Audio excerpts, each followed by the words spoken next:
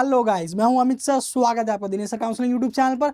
और सबसे बड़ा सवाल, आपने कौन से शिफ्ट में, कौन से अटेम्प्ट में एग्जाम दिया, कौन से शिफ्ट पे क्या स्कोर बन सकता है, ये सबके माइंड में है। उससे पहले हम ये समझते हैं कि जो स्कोर आता है वो कौन से फैक्टर पे डिपेंड करता है। सबसे पहला नॉर्मलाइजेशन। सिटीजन ने ऑलरेडी नॉर्मलाइजेशन से रिलेटेड पीरियड वाला था, मैं आपको बताने वाला हूँ अभी वो नोटिस। नॉर्मलाइजेशन एक पर्टिकुलर फॉर्मूला होता है कि भाई हाईएस्ट स्कोर कितना आया इस एक पर्टिकुलर शिफ्ट में, लोएस्ट स्कोर कितना है। अब हाईएस्ट स्कोर जो भी आया, फॉर एग्जांपल 160 आया, तो 160 पे कितने स्टूडेंट है, 159 पे कितने स्टूडेंट है, 158 पे कितने स्टूडेंट है, उसके अकॉर्डिंग फॉर्मूला एक है जो मैं आपको बताने वाला हूँ नोटिस बोर्ड में। तो वो फॉर्मूला के अकॉर्डिंग वो पूरा कैलकुलेट किया जाता है कि पर्टिकुलर स्टूडेंट का कितना परसेंटाइल है। और एडमिशन में प्रॉब्लम ना हो इसलिए पॉइंट के बाद भी 4 to 6 डिजिट तक कंसीडर किया जाता है। फॉर एग्जाम्पल 98.55234 ऐसा, लाइक दैट। तो वो एक बहुत बड़ा फैक्टर होता है। उसके बाद नॉर्मलाइजेशन में जब सब फॉर्मूला कैलकुलेट किया जाता है उसमें ये चीज का भी ध्यान रखा जाता है कि जैसे कि नंबर ऑफ स्टूडेंट एक शिफ्ट में कितने हैं। एक पर्टिकुलर डेट हुआ और डेट में मॉर्निंग में एक शिफ्ट हुई, आफ्टरनून में एक शिफ्ट हुई। तो मॉर्निंग के शिफ्ट का अगर किसी स्टूडेंट का कैलकुलेशन हो रहा है तो उस मॉर्निंग के शिफ्ट में टोटल कितने स्टूडेंट थे हर एक सेंटर में मिला के। ओके, लगभग क्या होता है, जैसे आपको पता ही होगा कि 3 to 4 लाख एस्पिरेंट पीसीएम के खाली है। टोटल हम पीसीएम पीसीबी मिलाएंगे तो बहुत सारे स्टूडेंट उसमें डबल भी है, बहुत सारे स्टूडेंट सिर्फ पीसीबी वाले हैं, बहुत सारे स्टूडेंट सिर्फ पीसीएम वाले, बहुत सारे दोनों है, पीसीएम पीसीएम बी दोनों मिला के। सारे मिला के टोटल क्या होता है, 8 लाख के आसपास जो है वो अटेम्प्ट के रजिस्ट्रेशन आती है। उसमें बहुत सारे स्टूडेंट जो है डुप्लीकेशन भी है, मतलब पीसीएम भी दिया है, पीसीबी भी दिया है, कुछ परसेंट ऑफ स्टूडेंट। तो बेसिकली वही बात हो जाती है कि उस डेट को, उस शिफ्ट को पूरे महाराष्ट्र में जितने भी सेंटर है उसमें कितने नंबर ऑफ स्टूडेंट थे, बराबर। फिर उसमें से हाई स्कोर कितने स्टूडेंट का आया, हाई स्कोर क्या है और हाई स्कोर पे कितने स्टूडेंट। जैसे मैंने बताया फॉर एग्जांपल के लिए, अगर 165 हाईएस्ट है, 165 पे कितने लोग हैं, 164 पे कितने लोग हैं, 163 पे कितने लोग हैं। ऐसा नहीं कि फॉर एग्जांपल कभी कभी ऐसा होता है कि भाई 165 पे एक स्टूडेंट मिल गया, फिर कोई है ही नहीं, डायरेक्ट 155 पे दूसरा स्टूडेंट है। तो ऐसा नहीं कि भाई 164 160 वो तो ब्लैंक हो गया। तो सारी चीजों को नॉर्मलाइजेशन में कंसीडर किया जाता है कि भाई टॉप स्कोर कितना है, टॉप स्कोर पे कितने लोग हैं, उसके बाद वाले मार्क्स पे कितने लोग हैं, उसके बाद वाले मार्क्स पे कितने लोग हैं, और ये सारी चीजें कंसीडर की जाती है।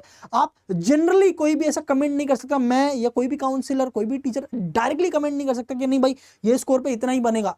नहीं, ये सारी डेटा किसके पास है, सीटी सेल के पास है। तो सीटी सेल ये सारे डेटास का प्रॉपर ऑथेंटिकेट, उनका जो कैलकुलेशन फॉर्मूला है वो लगाकर एक एक स्टूडेंट का पूरा डिटेल जो है निकलता है। उस कैलकुलेशन के द्वारा कोई इंडिविजुअल पर्सन एग्जैक्टली कमेंट नहीं कर सकता कि इतने स्कोर पे ये शिफ्ट में कितना स्कोर होगा।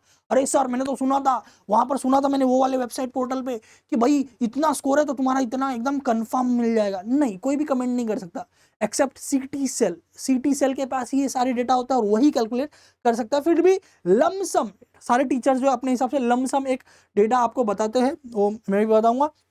तो नॉर्मलाइजेशन इजी शिफ्ट है, मॉडरेट शिफ्ट है, डिफिकल्ट शिफ्ट है, नंबर ऑफ स्टूडेंट कितने हैं उस शिफ्ट में, फिर उस शिफ्ट का हाईएस्ट स्कोर कितना गया है, और हर एक हाई स्कोर पे या उसके नीचे के वैल्यू पे कितने स्टूडेंट है, ये सारी चीजें कैलकुलेट की जाती है। ये एक लमसम जो है सारे टीचर्स या हमारे टीचर की कम्युनिटी ये लमसम आपको ये आइडिया देगी कि भाई इतना आप कंसिडर करो। ओके, कि भाई 170, अब यहाँ 99.70 लिया है, मैं 9970 भी नहीं, मैं बोलूंगा कि भाई 170 पे कहीं ना कहीं 99.99 99.80 99.85 99.9 के ऊपर आसपास बनने की संभावना होगी 170 पे।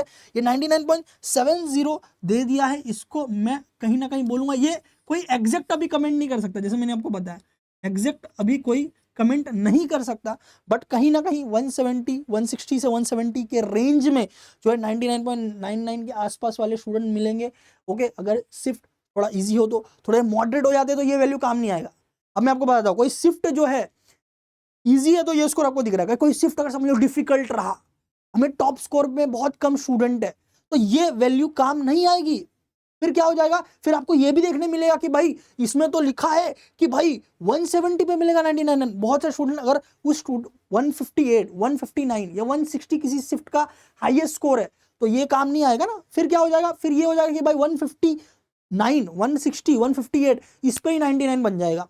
150 पे 99.90 के आसपास बन जाएगा और 150 145 पे 99 प्लस निकलने लगेगा। तो ये डेटा हम देते हैं आपके रेफरेंस के लिए, बट इसको एकदम नक्की बांध के मत बैठ जाओ, लमसम ये आप फॉलो करो, बट हाँ फाइनल वाला तो फाइनल रिजल्ट के बाद ही आएगा। ओके, ये हम लोग ने एस्टिमेटेड पहले का दिया था लास्ट ईयर के 2026 के अकॉर्डिंग, तो इसको भी कहीं ना कहीं आप फॉलो कर सकते हो कि अगर ऐसा कुछ रहा तो। ये जो मैं बता रहा हूँ ये हम लोग ने लास्ट टाइम पहले ही इसको, जैसे स्टूडेंट स्टडी करते तो पहले हम उनको टारगेट देते कि भाई आपको इतना स्कोर लाना है हमारे बैचेस में, तो उनको हम लोग ने ये एस्टिमेटेड दिया था, और कहीं ना कहीं फर्स्ट अटेम्प्ट में ये फॉलो होने की संभावना भी हो सकती है। सेकंड अटेम्प्ट में ये फॉलो होने की संभावना इसलिए होगी क्योंकि सेकंड अटेम्प्ट में बहुत सारे स्टूडेंट आ गए, बहुत सारे जेई वाले भी आ गए, बहुत से स्टूडेंट ने अच्छे से प्रिपेयर किया फर्स्ट के बाद सेकंड में इंप्रूवमेंट किया, इसीलिए इससे आप सेकंड अटेम्प्ट के लिए समझ सकते हो। और इससे आप ये जो उन्होंने पहले से दे के रखा था स्टूडेंट को टारगेट कि भाई आपको इतना पढ़ना है, ओके इतना लाना है, ये आप फर्स्ट अटेम्प्ट के लिए मान के चल सकते हो लगभग। तो बट जैसे मैंने आपको बताया कि भाई एग्जैक्टली क्या होता है वो नॉर्मलाइजेशन के ऊपर डिपेंड करता है। किसके ऊपर डिपेंड करता है? नॉर्मलाइजेशन और ये पीडीएफ के ऊपर। नॉर्मलाइजेशन का मैं आपको एक बार पीडीएफ दिखाना चाहूंगा। देखो ये नॉर्मलाइजेशन का पीडीएफ है जो सिटी सेल ने जारी किया है कि भाई लमसम जो है ऐसा होता है, इसमें एक प्रॉपर एक स्ट्रक्चर्ड फॉर्मूला है उनका। ओके, स्ट्रक्चर फॉर्मूला है, और फॉर्मूला मैं सिर्फ आपको दिखा सकता हूं क्योंकि वो कैलकुलेशन सिर्फ सिटी सेल कर सकती है, बिकॉज उसमें जो डेटा चाहिए होता है वो सिटी सेल के पास होता है कि उस शिफ्ट में कितने स्टूडेंट थे, बराबर, टॉप स्कोर कितना आया, उस स्कोर पे कितने स्टूडेंट है। मैं आपको एक्सप्लेन करता हूँ। यहाँ पर देखो ये उनका जो है percentile score of candidate 100 into number of candidate appeared in session with raw score, बराबर। फिर जिस कैंडिडेट का निकालना है कैंडिडेट का score, total number of candidate in this session. तो इस तरह से पूरा चीजें निकाला जाता है। अभी फॉर एग्जाम्पल एक शिफ्ट है, एग्जाम्पल है, ये वैल्यू वेरी होती है क्योंकि एक एक शिफ्ट में टीटी के पीसीएम वाले शिफ्ट में एक एक शिफ्ट में कहीं ना 20-20 हजार के आसपास बच्चे होते, 20,000 30,000 डिपेंड करता है, कोई डेट में तो बहुत सारे स्टूडेंट होते। ओके, तो ये सिर्फ एग्जाम्पल के लिए दिया गया है सिटी सेल के द्वारा कि भाई फॉर एग्जाम्पल इस शिफ्ट में इतने स्टूडेंट है, इतने प्रेजेंट है, इतने एब्सेंट है। अब समझ लो किसी ने 154 हाई स्कोर लाया, फिर उसमें कितने स्टूडेंट वो स्कोर पे है, कितने स्टूडेंट वो स्कोर के नीचे है, ये सारी चीजें ऐसा कंसिडर किया जाता है। फिर लोएस्ट स्कोर कितना है, लोएस्ट स्कोर पे कितने स्टूडेंट है, ठीक है। अब ये सारी चीजें ऐसे ऐसे ये फॉर्मूला है, ये फॉर्मूला मैं सेटअप करके ओके सॉफ्टवेयर के द्वारा पूरा फिर ये ऐसा कैलकुलेशन सीट निकलता है, और ये वाले डेटा जो है फेच होके आपके सीटी के रिजल्ट के स्कोर कार्ड में आएगी। क्या स्कोर कार्ड आएगी? फॉर एग्जांपल कोई शिफ्ट में हार्ड है तो 154 पे भाई देखो तुम्हारा 100 परसेंटाइल बन गया। जैसे मैंने बोला हार्ड शिफ्ट रहेगा तो 154 155 158 पे भी 100 परसेंटाइल निकल गया। फिर 154 पे दो बंदे हैं तो दो को 100 परसेंटाइल मिल गया। फिर कोई बंदा 153 आया तो कैलकुलेशन के हिसाब से इसका कितना बना, 99.91 बना कि भाई 154 पे दो ही कैंडिडेट है, 153 पे कितने कैंडिडेट है उसके हिसाब से ये बना। फिर 152 151 इस तरह से ये पूरा इस तरह से एक एग्जाम्पल सीट दिया गया है। ऐसा ही बनने के संभावना होंगी ओके अलग अलग शिफ्ट में। अब पहले वाले शिफ्ट में तो 154 हाईएस्ट था तो वो बन गया 100 परसेंटाइल। दूसरे शिफ्ट में समझ लो उसी डे का बैच 2 है, डे 1 बैच 1 था, डे 1 बैच 2, उसमें 157 हाईएस्ट आ गया। तो 157 पे 3 लोग हैं, तीनों के 100 परसेंटाइल। फिर वो किसी का 156 पे कोई है ही नहीं, 155 पे कोई है नहीं, 154 पे कोई नहीं है, डायरेक्ट 153 है। तो 99 पॉइंट जो वैल्यू आने वाली है वो कितने पे आ गई? 153 पे ही आ गई। क्यों? क्योंकि बीच में डेटा नहीं है, बीच में स्टूडेंट्स नहीं है मतलब उतना स्कोर किसका आया नहीं है, डायरेक्ट 153 पे। तो उस चीज पे भी निर्भर करता है कि पर्टिकुलर मार्क्स पे कितने बच्चे बैठे हुए, कितने बच्चों ने लाया है। ओके, इसीलिए हम क्या करेंगे, हम करेंगे वेट किसका? रिजल्ट का। जैसे आपको मालूम है जो चल रहा है already Dinesh sir live study channel पे आपको अपडेट किया जा रहा है कि भाई पीसीएम का निकला, पीसीबी का निकला, ग्रीवियंस वाला पार्ट उसमें ग्रीवियंस करो ओके, सेकेंड अटेम्प्ट का निकलेगा, ठीक है। फिर ऐसे ही लमसम करके आपको रिजल्ट आएगी कहीं ना कहीं जून के फर्स्ट या सेकेंड वीक में, और फटक से जैसे रिजल्ट डिक्लेयर होता है वैसे ही फटक से फिर एडमिशन के प्रोसेस भी स्टार्ट होने लगते हैं। ओके, पिछले कई सालों से 5-6 सालों से हम जैसे सीटी का पढ़ाई भी करा रहे, एकलव्य 6.0 छठा साल हमारा चल रहा था, वैसे हम लोग इस पैरेलल में इंजीनियरिंग के एडमिशन के लिए भी गाइड करते हैं। Okay, Dinesh sir, cap sir, मैं अमित सर, ऐसे हमारी पूरी टीम है जो गाइड करते हैं। पहले हम लाइव स्टडी पे ही किया करते थे, फिर काउंसलिंग हम लोग ने सेपरेट चैनल बनाया लास्ट ईयर। तो लास्ट ईयर आप देखोगे यहाँ पर लिखा होगा फ्री इंजीनियरिंग, अब प्लेलिस्ट पे जाओगे तो आपको दिखेगा फ्री इंजीनियरिंग एडमिशन काउंसलिंग 2026, ये लास्ट ईयर वाला है। उसके पहले वाला आपको लाइव स्टडी पे दिखेगा 25-24 के लिए, ठीक है। तो काफ़ी सालों से हमारा एक्सपीरियंस है, नॉलेज है इस फील्ड में, सीटी के लिए स्पेशली, कैप प्रोसेस के लिए स्पेशली जो महाराष्ट्र गवर्नमेंट कराती है, और उसके लिए हम लोग गाइडेंस प्रोवाइड करते हैं इंजीनियरिंग के लिए पूरा। तो दिनेश सर काउंसलिंग चैनल पे आपको ये सारी चीजें मिलेंगी। एक सीआरआर चेक सीरीज मैंने लाया था पहले, हमारे पुराने बच्चों को सबको पता है, आपको नहीं पता होगा तो आपको जाके देखना चाहिए। इसमें कई कॉलेज के मैंने, इंडिविजुअल कॉलेज के मैंने जो है रिव्यू दिए है, उसमें आपको प्लेसमेंट, फीस, कट ऑफ क्या हो सकता है, ये बाकी सारे डेटा उस पर आपको मिल जाएंगे। इसके अलावा एक जो इंजीनियरिंग एडमिशन 2026 का हम लोगों ने चालू कर दिया है, जिसमें ये मैंने सीआरआर जो चेक सीरीज का वीडियो है ना, उसके बारे में मैंने बताया, देखो ओके, सीओपी, वीजेटी, एसपीआईटी, पीएससी, एक एक कॉलेज का इंडिविजुअल पूरा डिटेल, भाई उसमें हॉस्टल है कि नहीं, अगर हॉस्टल है तो हॉस्टल का फीस क्या है, कॉलेज में कॉलेज का फीस क्या है। आप ये सिर्फ नहीं सोच सकते कि नहीं कॉलेज में इतना कट ऑफ, बस आपको सारी चीजें देखनी पड़ती है। भाई कॉलेज का प्लेसमेंट क्या है, एवरेज प्लेसमेंट क्या है, कॉलेज में मैं जाऊंगा तो कॉलेज का फीस कितना है, फिर अगर मेरा आउट ऑफ स्टेशन है तो उसमें हॉस्टल है क्या नहीं है, हॉस्टल है तो हॉस्टल की फीस कितनी होगी, टोटल बजट कितना बनेगा मेरा पर ईयर का, 4 साल का इंजीनियरिंग है तो उतने मेरे पेरेंट्स अफोर्ड कर पाएंगे कि नहीं कर पाएंगे। मैंने ये कॉलेज का नाम सुना, ये तो बहुत बेस्ट है, बट अगर उसका फीस ज्यादा है तो वो मेरे बकेट में आएगा कि नहीं आएगा, मेरे बजट में आएगा कि नहीं आएगा, ठीक है। तो उसके कंपेयर में दूसरा कोई कॉलेज है लो फीस का, जो मैं ऑप्ट कर सकता हूं, जो मेरे फैमिली को प्रेशर कम आए।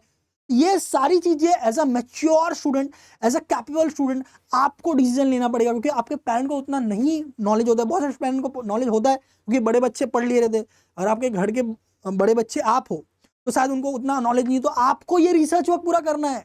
आप ये मत सोचो कि मुझे खुला बैठना है, भी शांति बैठना है, एंजॉय करना है, एंजॉय करो, बट डेली आधा घंटा 1 घंटा इस चीज पे डालो। ओके, रिसर्च वर्क थोड़ा सा प्रोसेस करो, या हमारी जो वीडियोस आ रही है, जो आ चुके वो एक बार गो थ्रू कर लो, थोड़ा आपको नॉलेज आ जाएगा कि भाई इंजीनियरिंग एडमिशन क्या क्या होता है, डॉक्यूमेंट कैसा होता है। डॉक्यूमेंट ऑलरेडी इंजीनियरिंग एडमिशन 26 में सबसे पहला वीडियो जो ऑलरेडी मैंने 8-9 दिन पहले ही डाल दिया था कि भाई ये सारे डॉक्यूमेंट आपको लगने वाले हैं, इसको बनाने में इतना इतना टाइम लगता है, तो आप जाके तहसील ऑफिस से बनाना चालू कर दे। उसमें रिलेटेड बहुत सारे स्टूडेंट का कमेंट्स भी है, मैं कमेंट्स में ट्राई कर रहा हूँ कि रिप्लाई करूँ। मैं अभी पहले मैं रेगुलर नहीं था, अभी मैं रेगुलर हूँ, तो मैं रिप्लाई करूंगा। आपको भी क्या टॉपिक है, क्या आपको एकदम दिमाग परेशान कर रहा है, जो कोई आंसर ही नहीं कर रहा है, सिटी सेल तो फोन उठाते नहीं है, और जो हमारे दिनेश सर ऐप के बच्चे उनको तो मालूम है कहाँ फोन करना है, तो फटक से जो है आंसर उनको मिल जाएगा, और उनको मिल भी रहा है। आप नए बच्चे, आपको नहीं पता तो आपको पता होना चाहिए, दिनेश सर हेल्पलाइन नंबर है, ओके, जिसपे फटाफट सारे क्वेरी सॉल्व हो जाते हैं, चाहे चैट के, व्हाट्सअप के द्वारा या कॉल के द्वारा। Okay, Dinesh sir helpline number Dinesh sir app पे आपको मिल जाएगा, वो आप इंस्टॉल करके हेल्पलाइन नंबर पे आप हमसे व्हाट्सअप या कॉल के द्वारा जो भी डाउट्स आपके पूछ सकते हो। या सबसे बेस्ट ऑप्शन, आप इसी वीडियोस के कमेंट में डालिए आपके क्या क्वेश्चन है, या कौन से टॉपिक पे आपको डिटेल्ड वीडियो चाहिए, बिकॉज कई डेटा आप गूगल करते हो, चैट जीपीटी करते हो, वहां पर वो प्रॉपर फीडिंग नहीं होती, क्योंकि वहां पर कोई ह्यूमन बीइंग नहीं बता रहा है, वो एआई नेट से उठा के आपको दे रहा है। वो गलत भी हो सकता है, सही भी हो सकता है, बराबर, बट एग्जैक्ट कंडीशन कि आप कौन से कैंडिडेट हो, कहाँ के हो, 10th का किया, 12th का किया, आपको क्या डॉक्यूमेंट लगेगा, ओबीसी है, क्या कास्ट है, क्या फीस होगा, एग्जैक्ट आपके हिसाब से जो डेटा होना चाहिए वो हम आपको प्रोवाइड कर रहे हैं वीडियोस के द्वारा, एग्जैक्ट नॉलेज। तो भाई सिटी सेल के सर्कुलर के हिसाब से क्या है, क्योंकि नेट कभी कभी क्या होता है भाई, जेई के एडमिशन का भी डेटा उठा के दे देता है, भाई एलिजिबिलिटी, भाई एलिजिबिलिटी 75%, अरे सिटी में तो 45 था, मैंने सुना था 75 क्यों बता रहा है, समझ में आ रहा है। इसीलिए आपको राइट डायरेक्शन में राइट मेंटोर की जरूरत है। चैनल को फॉलो करो, किसी पे वीडियो चाहिए आप सिर्फ सर्च भी कर सकते हो, दिनेश सर EWS, आपको वीडियो मिल जाएगा पिछले 1-2 साल का, वो डेटा आप फॉलो कर सकते हो। या आपको नया वीडियो चाहिए, कमेंट करिए कि सर हाँ इस टॉपिक पे वीडियो बनाएंगे, हम एज सुन एज पॉसिबल बनाएंगे, और आपको उस चीज पे नॉलेज देंगे, ताकि आप अपने आप का एडमिशन एकदम अच्छे तरीके से करा पाओ, ठीक है। तो मैं हूं अमित सर, यह है Dinesh sir counselling YouTube channel, subscribe नहीं किया तो सब्सक्राइब कर लो। वीडियो कैसे लगा कमेंट में बताइए, ये वाला वीडियो जरूर देख लीजिए, क्या क्या डॉक्यूमेंट हमें बनाना है वो लिस्ट आप पेपर पेन पे लिख के रखिए, उसमें क्या बन गया है राइट टिक करिए, क्या पेंडिंग है वो आप पेंडिंग में रख सकते हो, और वो डॉक्यूमेंट बनाने के लिए तहसील ऑफिस में जाके, या महा ई सेवा पोर्टल होता है महाराष्ट्र गवर्नमेंट का, उस पर भी डॉक्यूमेंटेशन बनाने का काम आप कर सकते हो, ठीक है। मिलते हैं अगले वीडियो में गाइस, ऑल द बेस्ट। बताना मत भूलना कि भाई नेक्स्ट वीडियो किस पे चाहिए, कमेंट करना जरूर।